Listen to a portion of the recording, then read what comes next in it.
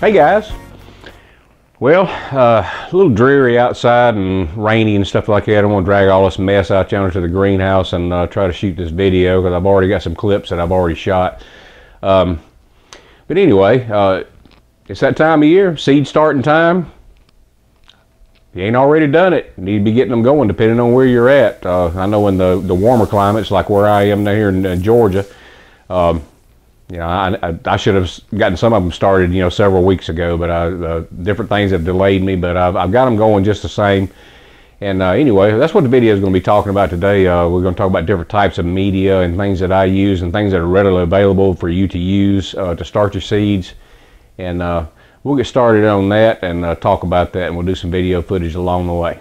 So let's get going.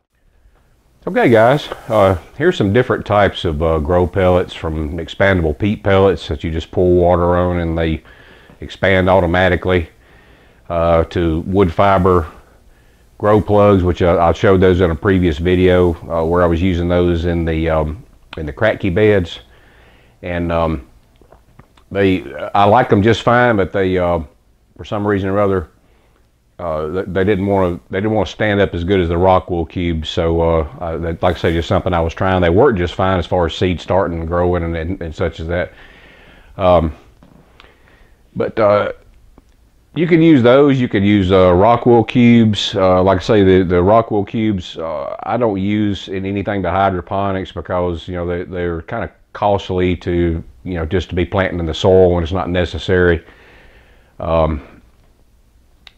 The plain old peat moss, you can use that, but you need to sift it, because you don't want any air pockets or anything. You know, you want to have good seed contact, seed to soil contact, and so you want to make sure you sift that. And usually you can kind of sifter that you got. This is what I had available to me right here, and you can use any kind of sifter. It doesn't matter. Strainer, whatever that you may have available already, so you don't have to go out and buy anything. Here I'm planting seeds and sifted peat moss, and you see I'm using a toothpick. I like to use a damp toothpick, just dip it in some water, and you can just grab one seed right there and it'll stick right on that toothpick, and you can put it wherever you want it. I love to do that. It worked great for me, so just a little tip there that you can use. And right here is a complete seed starting kit that has everything you need, including the dome lid. You can even get these things with a heat mat. I've seen kits with a heat mat. So I already had one anyway, but that I bought. But anyway, you can.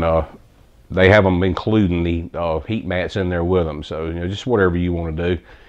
You know, that some people find that very convenient, just to, especially if you're just getting started in it, to buy, you know, a kit that's got everything that you need inside of it. So, and then right here, I mean, you know, you got peat pots. There's also cow pots that are made out of composted cow manure. You can get those. There's so many things out there available, guys. I mean, you know, it's unreal. So just use, you know, whatever you want to use.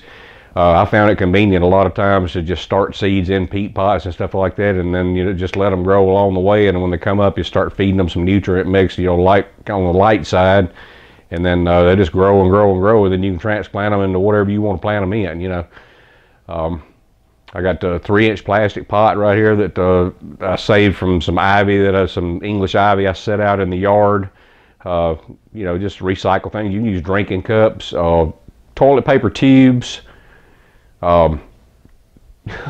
egg cartons. I know John from Indoor Hydroponics channel, you know, he did a video recently on using egg cartons for seed starting. I thought that was a pretty clever idea myself. You know, just lots of things you can use, guys. And you know, guys, most of the stuff that you can get in any garden center, big box stores, Home Depot, Lowe's, things of that, places of that nature. You can get them online. You order a lot of stuff from Amazon. I've ordered a ton of stuff from Amazon. You know, it just depends on, like I say, everything on Amazon is not always cheaper. You know, you just got to weigh out the odds, and you got to see, you know, the cost of shipping involved. A lot of things are free shipping, which is good. Yeah, that type of thing. So just, you know, just see whatever is cost effective for you. Guys, seed starting is not hard. You should never be afraid to try it. You know, because you got to think about the benefits of it. You know, you can buy a pack of seeds with, you know, God knows how many plants you can get out of that pack of seeds versus buying one already grown plant, you know, like from the garden center or something other like that. But, you know, at the same time, it depends on what you're doing. I mean, if you're going to plant a lot of plants, you know, I say starting your own seeds is the best way to go. I mean, I think that's the best way to go anyway, because you know what it's been exposed to, what the plant's been exposed to. You know, and even the best of reputable nurseries. I mean, you know, sometimes you can bring home bugs and disease, white flies, aphids. Sometimes if you don't check those plants real good, and on the occasions that I do buy live plants from garden centers or whatever, I mean, you know, they are looked over very thoroughly by me and my wife to make sure that I don't bring any bugs home with me. You know, you already have enough problems with, you know, just getting on there naturally, especially outside situation. But you know, but people that have container gardens, like you know, here's a picture of what I used to do way back before I started in the greenhouse and raised bed type deal. You know, I grew stuff in containers on my back porch, and it did beautifully. You know, so just guys, there's a lot of ways you can garden. I mean, you know, so like I say, you know, I'm just showing you what you can do, and you know, trying to help you out to, you know, to where you can get to growing if you're not already growing. So just, you know, just check it out and go from there. You know. Yeah, the only things that you have to consider, guys, is you know, if you're going to start your own seeds, you know, you have to have a place to locate them. You know, you can have them in a south-facing windowsill. A lot of people do that. It works just fine, especially inside of a house where you got a balanced temperature going on right there. You know, you can even place them on a heat mat inside of a windowsill if need be. You know, and I'll put a dome lid on it. They make all kind of narrow windowsill trays that you can use. That fit in there perfectly. Like I said, there's just tons of ways to do it. Okay, guys, right here, I've got a grow stand set up right here, right in my basement. And a lot of y'all might be asking, why are you starting seeds in your basement when you got a greenhouse? Well, for one thing, I mean, I'm doing summer crops down there. I'm starting my peppers and tomatoes and things like that. Tomatoes and peppers especially, I mean, you know, they don't like temperature swings when they're trying to germinate. They like a good steady warm temperature. You know, and inside the greenhouse the temperatures fluctuate so much from day to night. You know, it's even with a heater in there, I mean, it's still the temperatures. If you get a real cold night, I mean, my heater will not keep that greenhouse, you know, up to, you know, a temperature of, you know, 70, 80 degrees, which is, you know, for summertime crops. You know, you know, soil temperature needs to stay balanced, and you know, it's not gonna deviate that bad. I mean, it's you know, but the thing about it is the small grow plugs and things like that. I mean, their heat will dissipate off of them. So you need to keep that in mind. You know, peppers and tomatoes, you know, they got a peak germination temperature around 86 degrees. So you don't want to keep that in mind. And you know, keep them on a heat mat and keep them on with a dome lid on them, and check them periodically for moisture. And you want to keep them damp but not soaking wet. Also, make sure you start your seeds, any seeds, especially tiny little micro seeds. You want to start those in a sterile, neutral pH media. As garden soils, you know, and such as that, I mean, just plain old stuff that you buy in a pot and soil, things like that. I mean, you know, a lot of people, you know, they germinate seeds in successfully, but you can get a better germination rate if you kind of stay on the sterile side with them until they come up and, you know, grow a little and get their first sets of leaves, and then you start feeding them a little bit, little by little, until they start growing. You know, you don't want to start feeding them until they get their first true set of leaves on them. If you try to start them also in regular pot and soil or garden soil or whatever like that, they can cause your seeds to mold and not germinate. It can create diseases. There can be diseases in the soil that can stop the seeds from germinating. And also, you don't want to use a heat mat on cool season or cold crops, C-O-L-E, cold crops, like lettuces, broccolis, you know, different things like that, greens, collard greens, things like that. So their peak germination temperatures are around 68 degrees, and what can happen is the mat will be too warm for it. It'll cause the seeds to mold before they germinate. And I've started many cold crops here in the greenhouse for the crack key beds over and over and over again this year. I mean, you guys have been watching my videos. You've seen that I've done this many times. I'm gonna do it until it gets too warm in there where I can't grow them anymore. But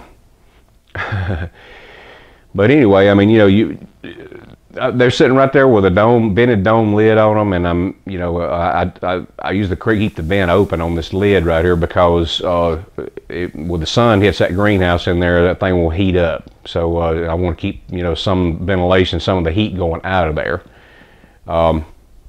And I've done that. I've not had any failures with it. You know, it took me a little while to learn because I used to start them on a heat mat and I wonder why they wouldn't come up. So, you know, just keep that in mind.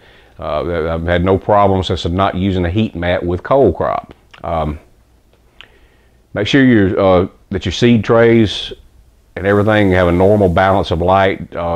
Best way to treat it is just as if they were outside. I got a 4-bulb T8 fixture that I'm using on my grow stand.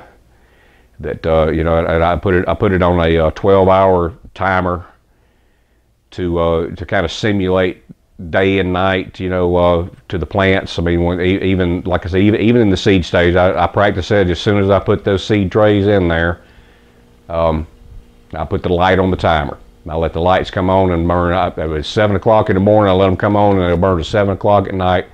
And then I do that through the whole process until I take those plants out of there and take them to the greenhouse. And I start growing them in the greenhouse, and then I start hardening them off when I start getting ready to take them outside. Now guys, once them seedlings come up, take that dome lid off of there. As soon as they start popping, I mean, you know, let them get up just a little bit. I mean, let them get, you know, let's don't have them just barely breaking through. Let them come up a little bit, and once they do, get that lid off of them things, and let them breathe, and get the light as close to them as you can. Here's a deal here. I don't know, you know, a lot of you whole-time gardeners out there or long-time gardeners, you know what damping off means. Damping off is when the plant emerges through the soil and gets diseased right at the top of the soil line. And you look at that picture right there, a couple of pictures of that, and it will actually rot right there at the soil surface and fall over and die. Excessive moisture will cause that, so you know you want to make sure that that you bottom water your seedlings once they get going. You don't want to wet the tops of the cubes or whatever you're growing them in from that point on. While you're trying to get the seeds germinated, you can spray them with a water bottle. That's what I like to do. I just like to go down there and check them, you know, daily, and of course with a dome lid on there, you're not gonna lose as much moisture out of there. I just take a spray bottle and spray them down real good until they germinate, and then once they germinate, I start bottom watering them. I'll put a little, enough water in the bottom of the tray that you have them in, so it can just wick that water up. And that will also help with damping off, you know, because the moisture on the top, and for whatever reasons, even in sterile soil, you know, can sometimes dampen your plants off, and there's just no sense in taking that chance, you know, when it can easily be prevented. Not the case with you know, so much with bigger seeds, like things that you direct sow outside. Cucumbers, you know, melons, beans, things of that nature right there. You know, you're not going to have not near as much of a problem with damping off as you would, you know, trying to grow things, little tiny seeds inside of a, you know, like a grow tray or whatever, you know, under this situation. So anyway, just some things to keep in mind. Like I said, seed starting is not rocket science. You know, anybody can do it. You know, So, you know, don't be afraid to do it. Don't be afraid to try it. I mean, you know, it's much more rewarding to me when you grow a plant from seed yourself. You know, all the way. You did it. You planted the seed. You know, you grew it. You planted it out. You transplanted it. You know, you made vegetables from it, flowers, whatever you're growing. You know, and you did it all yourself. And then if you save your seeds, you know, from the fruits and vegetables that you grow, and you plant them again, you did it all yourself, you know, with the help of the good Lord, you know. So, pretty exciting thing to think about, you know, rather than let somebody else do it for you, and a lot cheaper too. But anyway, guys, that's going to about wrap this up. I mean, you know, I hope you got something out of it. I mean, I know there's right, especially this time of year, there's a lot of seed starting videos out there. But hey, this is my channel, and I like to show people how I do things my way and stuff like that, you know, and only so you can take it and run with it, or, you know, or whatever you want to do. But anyway, guys, I appreciate you watching, and, you know, and I hope the good Lord blesses you all, and with a great garden season, and looking forward to spring, and it's on the way. So until next time, y'all take care, and we'll see you next time.